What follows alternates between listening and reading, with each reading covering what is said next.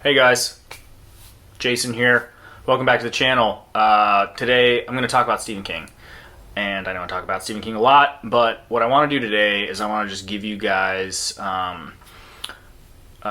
sort of my history with Stephen King and how I became a fan, and then give you guys a couple of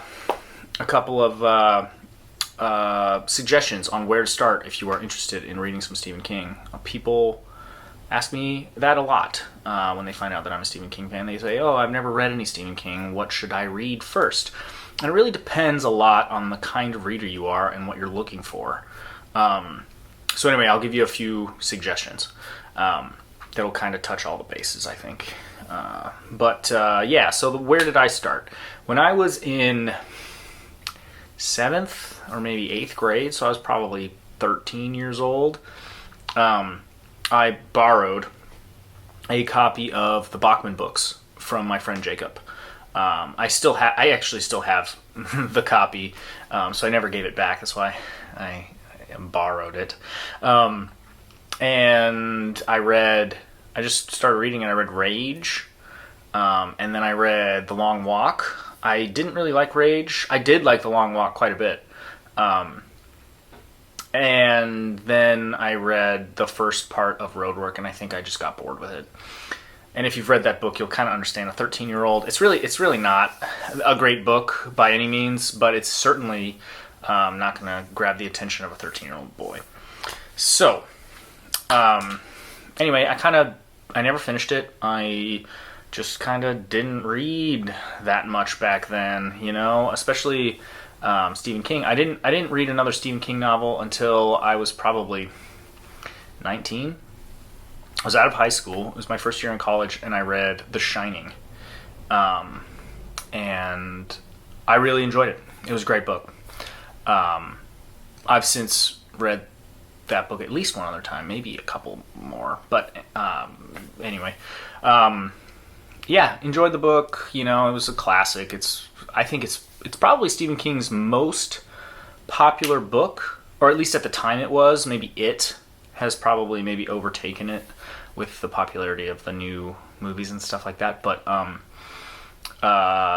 so The Shining. Everyone knows The Shining. And then again, I kind of took a while off. I didn't read any Stephen King for a long time, and then I think in 2015 maybe, I read It for the first time, and I loved that book. It took me a while to get through, just because it's a thick boy, but I was reading it and I loved it. And then around that time, I had heard rumors that they were making a Dark Tower movie, and I was interested in reading more Stephen King. And I had read online that was like his big, huge fantasy series, that was kind of like his magnum opus or whatever. So I really was interested in that, and that was when I started reading The Dark Tower. And so I read The Dark Tower just once I started. I couldn't stop. I just boom, boom, boom, all the way through the entire thing. Or at least the 7 books. I took a break, and then I went through the Keyhole later. But as far as the main series, I read it nonstop I read it in like 2.5 months or something like that. It was crazy. And then at that point, I was hooked. I was like, and I don't want to spoil too much about The Dark Tower, but that is the multiverse, the Stephen King multiverse, where all the other books in his bibliography kind of connect through that. So that was when I really got interested in the multiverse and reading more of his stuff, and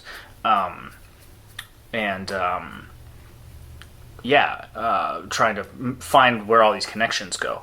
Because The Dark Tower changed my life. It's the best series that I've ever read. I love it. So anyway, that was my journey, and then that's when I started to do I've been doing my read through, where I'm reading all of his novels in publication order, and I started that back in 2018. yeah. So it's been about 2 years, and I'm a little more than halfway through. So it's a long project, and it's not the only thing I've been reading. I've been reading other stuff in there too. I usually do like one Stephen King book and 1 or 2 or 3 other books in between.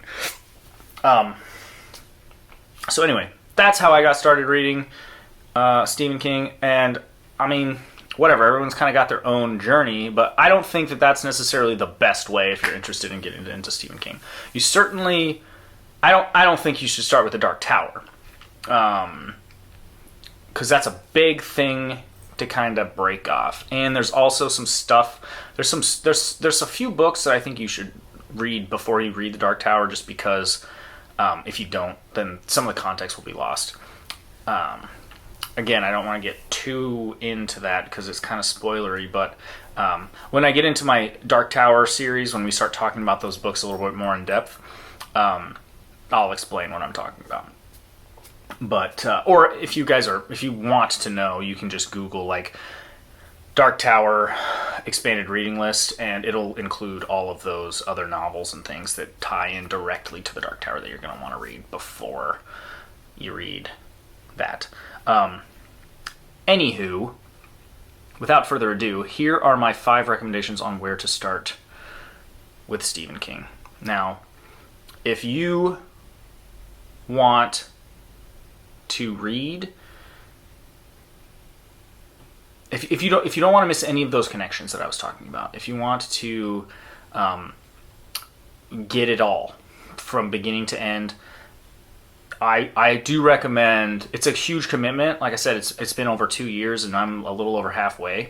But if you want to start at the beginning and just read them in publication order, it's a great way to do it. You get all the connections. Nothing's going to spoil anything, because there are books later that reference books earlier, and if you read those before you read the books before it, it might give you a little, like, whatever. So if you want to go that route, if you want to just take in the whole thing, from publication order on, it's a great way to do it. And where do you start? You start with Carrie. This book's amazing. It really is one of my favorite Stephen King novels, and it doesn't get as much love, I think, as it deserves. Because it's really good. I don't know if I would put it in his top 10, but geez, it's really, really good. And of course, the movie was so popular. Like, this is another one that's like really in the pop culture of whatever. It's out there. Everyone knows the story of Carrie, for the most part. If you don't, you need to read this book, like, right now, and then go watch the movie, because it's really good too. Not the 2013 version, the 1978 version. But anyway, Carrie's great.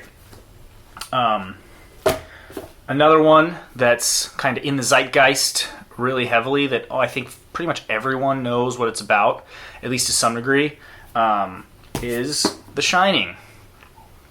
This book is fantastic. It's probably the best ghost story that I can think of. It also introduces this idea of the Shining, which is kind of a telepathic sort of power, like the touch or pushing or whatever. There's a lot of characters. Almost every book that Stephen King has written has some element of this in it. People, to varying degrees, shine. And this is the book that kind of introduces that idea, and it is a through line for his entire bibliography. So I think this is a great place to start, not only because it's a fantastic book, but it gives you that context. And so then when you read more stuff and people, seemingly know things that they maybe shouldn't know, or like they have these weird intuitions that they're like, I get this bad feeling. I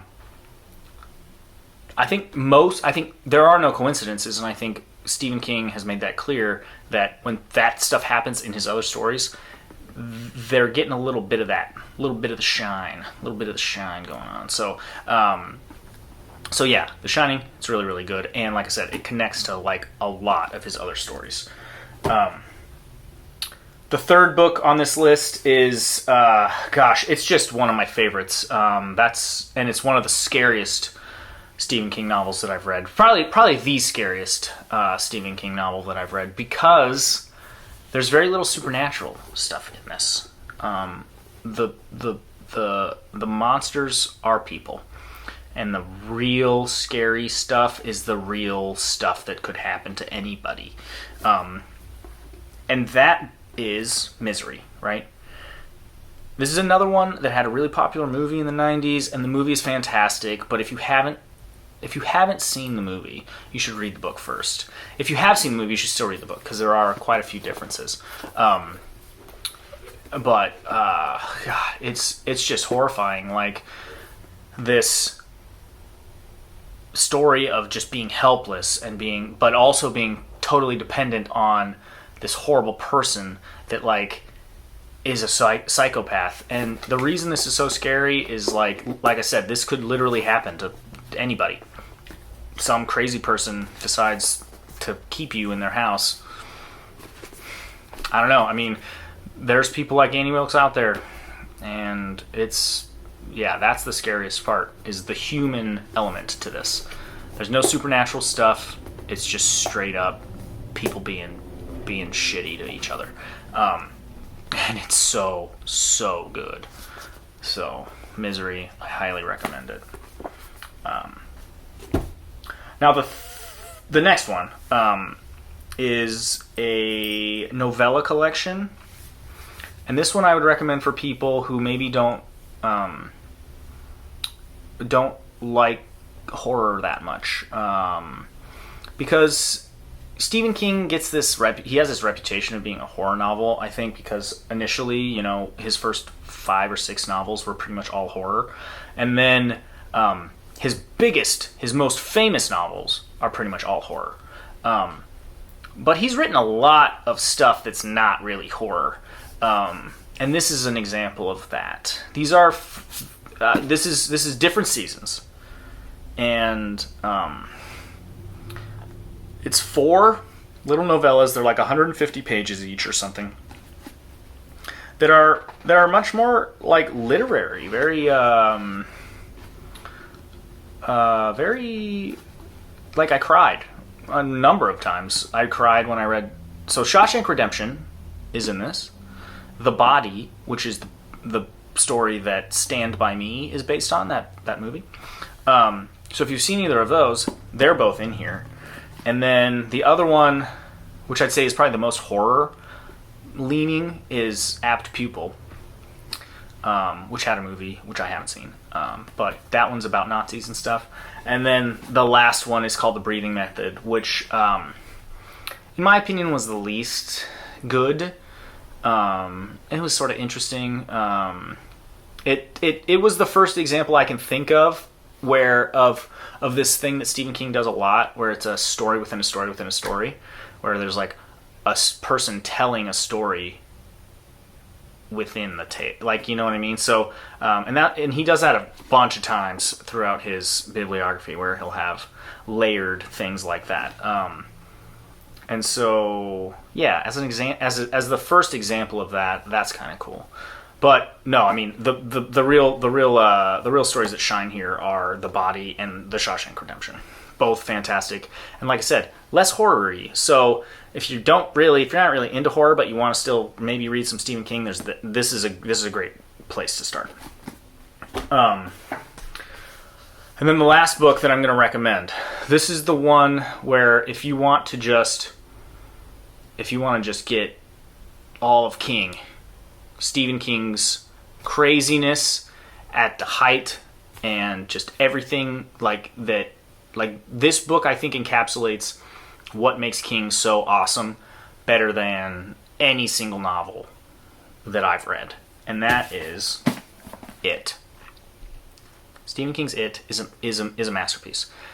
It is probably his best single novel, other than the Dark Tower series, which, like I said, that's a 7-book series. So, but as far as single novels go, this book is incredible. It's really long, but man, it really, really showcases his ability his ability to work with characters and develop these really intense, fully fleshed out characters that you love and you root for.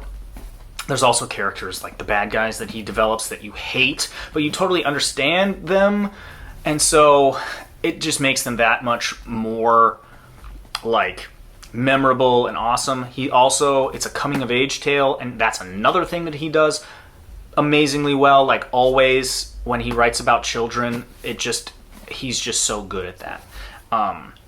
And it's really scary. Like it's scary. It's supernatural more so than Misery, so I think it's like more fun scary than like actually scary. But my God, it's a really good book. And so if you want to just get like the essence of Stephen King in one novel, this is where you gotta go.